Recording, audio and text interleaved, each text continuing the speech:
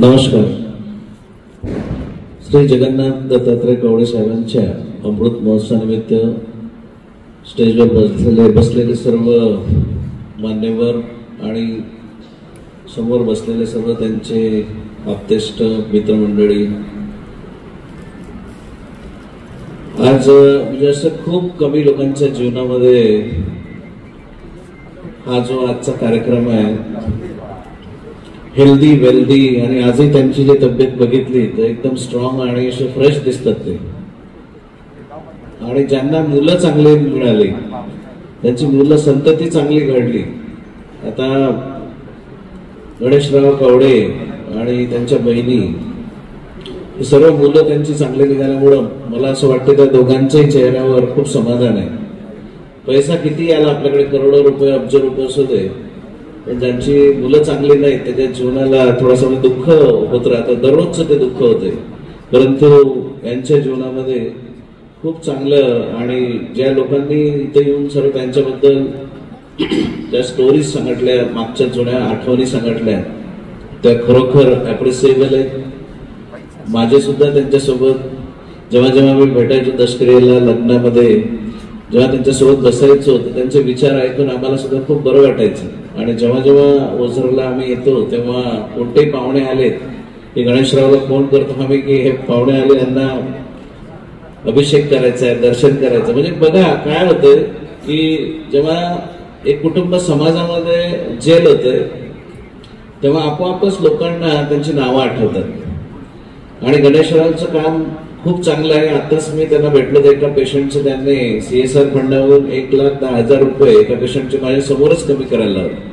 म्हणजे आता वडिलाचा इथं वाढदिवस साजरा करतो तर त्या सोबत लोकांची सुद्धा कामं चालू आहेत. आणि त्यांनी खूप मित्रपरिवार घडवला.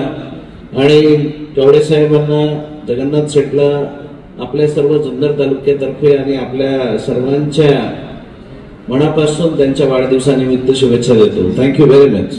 आपल्या तालुक्यातील किंबहुना उत्तर पुणे जिल्ह्यातील एक आदर्श व्यक्तिमत्व, अजातशत्रू व्यक्तिमत्व, माझे व्यक्तिगत जीवनातील मार्गदर्शक, विघ्नहर गणपतीच्या सेवेमध्ये स्वतःला वाहून घेतलेले एक व्यक्तिमत्व, आदरणीय जगन्नाथ दत्तात्रय कवडे तथा जगनशेठ कवडे यांच्या अमृत महोत्सवी अभिष्ट चिंतन सोहळ्याच्या निमित्तानं त्यांना वाढदिवसाच्या शुभेच्छा देण्यासाठी उपस्थित असलेले व्यासपीठावरील सर्व मान्यवर, समोर उपस्थित असलेले सर्व मान्यवर, कवडे परिवाराचे सर्व आप्तेष्ट, नातेवाईक, गणेश भाऊचा सगळा मित्रपरिवार, उपस्थित बंधूंनो आणि भगिनींनो, विघ्नहर्त्याच्या पवित्र प्रांगणामध्ये आज या नयनरम्य सायंकाळी एका सदाबहार व्यक्तिमत्वाचा अभिष्ट चिंतन सोहळा संपन्न होतोय. यापूर्वीच्या अनेक वक्त्यांनी वेगवेगळ्या अंगाने आदरणीय जगनशेठचा नामोल्लेख केलेला आहे, किंबहुना त्यांचा व्यक्तिविशेष पुढे सांगितलेला आहे. माझा तसा वयाचा खूप फरक असल्यामुळं मी जगनशेठला अनुभवलं ते सुरुवातीला विघ्नहर डेकोरेटरच्या माध्यमातून. ओझरमध्ये सामूहिक शुभविवाह संपन्न होतोय आणि मग तो परिसरातल्या गावांमध्ये झाला पाहिजे म्हणून मग त्या चळवळीमध्ये लोकांना मदत करण्याचं काम जगनशेट्टी केलं. तसा मी मूळचा शिवसैनिक वंदनीय बाळासाहेबांचा 85-86 पासून बाबा शेठ नेहरकरांबरोबर गावगाड्यामध्ये काम करायला सुरुवात केली आणि जनता दलाच्या सगळ्या ज्येष्ठ नेत्यांशी खूप जवळून स्नेह आला. आदरणीय दोंडीभाऊ शेठ गंगाळे इथं बसलेले किसनरावजी बानखेले यांना, आदरणीय बाबाशेठ नेहरकर, माधव नाना दांगट, माधवराव डोके, काळू शेळकंदे, ही खूप सारी मंडळी, जगनशेठ, ही सगळी टीम असायची. आणि माझं त्यांच्याशी खूप जवळीक असल्यामुळं तात्यासाहेब गुंजाळ महत्त्वाचं नाव राहिलं. आदत्य चिंतामणी साहेबांकडे ही सारी मंडळी असायची. मग अशी शरदराव लेंडे साहेबांनी उल्लेख केला, त्यावेळेला जनता दलाला काय असं खूप मी म्हणेल की त्याला हे नव्हतं, प्रतिसाद नव्हता, राज्यामध्ये नाही, केंद्रामध्ये नाही. पण एक वेळ आली की आदरणीय किसनरावांना खासदार झाले आणि ही मंडळी सगळी मला वाटतं VP सिंग साहेबांना देखील भेटली. जनता दलात काम करत असताना आपली विचारधारा पुढे नेण्याचं काम या सगळ्या मंडळींनी केलं आणि ते काम करत असताना सामाजिक जाणीव ठेवून जगन शेट्टी गावगाड्यामध्ये ते काम केलं. गावगाड्यातला जगन शेठचा सहभाग शाकू शेठ असतील, महाराज असतील, या सगळ्या मंडळींनी सांगितला. पण गावाच्या बाहेर परिसरामध्ये देखील जगन शेट्टी खूप चांगला असा मित्रपरिवार जमवला. आज आमच्या आई कमल आई, त्याचप्रमाणे सुमन आई या दोघी उपस्थित आहेत. आदरणीय जितू शेठ उपस्थित आहेत. जगन शेठचं नारायणगावचं सापडायचं ठिकाण म्हणजे तात्यासाहेब गुंजाळ यांचं घर, बसायची बैठक म्हणजे तात्यासाहेबांचं ऑफिस किंवा आमची जैन ट्रेडिंग कंपनी, तिथे जगन शेठ कायम सापडायचे. या सगळ्या मंडळींनी संघर्षातून समाजाला काही देण्याचं काम केलं. एक दिवस मग अशी अध्यक्षांनी सांगितलं, मलाही तो योग आला जितू भाऊ, आणि जगन शेठ म्हणले घरी जाऊ. त्यांची ती लायब्ररी पाहिल्यानंतर म्हणजे एखादी चांगली लायब्ररी नसावी, आणि शिवाय ती लायब्ररी अशी की त्यातली सगळीच्या सगळी पुस्तकं त्यांनी स्वतः वाचून काढलीत. आमचे डोंगरे मामा आलेले आहेत. मला वाटतं ही जनता दलातली मंडळी प्रचंड बुद्धिवादी, एखादा विचार मनात घेतला की तो कडेला न्यायचा, त्याच्यात काय होतंय हे बघायचं नाही. मंडपाच्या व्यवसायामध्ये बाबा शेठ आणि ते मित्र आमच्या मांजरवाडीला सामूहिक व्हायचे. तो काळ असा होता की नैसर्गिक आपत्ती नेमकी मे महिन्यामध्ये लग्न असायचे, नरसिंह जयंतीच्या आसपासच्या तारखा असायच्या. शाकू शेठात त्या काळामध्ये नेमकं वादळ वारं काहीतरी असायचं. 2-3 वेळा असंच घडलं. मांजरवाडीला उद्या लग्न, आज वादळ वारं आलं, मंडप तुटायचा, कपडा फाटायचा. आणि जगन शेठला आमच्या इतकंच टेन्शन जगन शेठे घ्यायचे.